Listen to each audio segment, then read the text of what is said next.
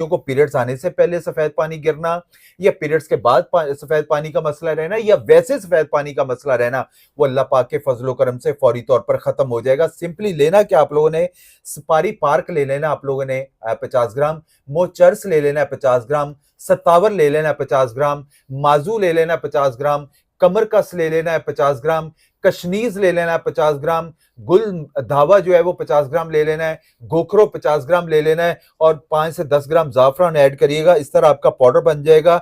इस पाउडर को आपने 1 टीस्पून आपने दूध में मिला के आप इस्तेमाल करें, आपकी हड्डियां भी लोआ होंगी, सफेद पानी भी गिरना बंद हो जाएगा। जिनको हमल के मसले आए, औलाद के मसले आए, तो अल्लाह पाक के फजलो करम से वो फौरी तौर पर खत्म हो गए। तो इसको फौरी तौर पर वीडियो को सेव करें और इसको फौरी तौर पर इस्तेमाल करें उन बच्चियों के लिए जिनको लेकोरिया का पानी, लेकोरिया का मसला, सफेद पानी का मसला आ जाता है, वीकनेस आ जाती है, तो वो इसको लाजमी इस्तेमाल करें। जजाकुमुल्लाह खैर।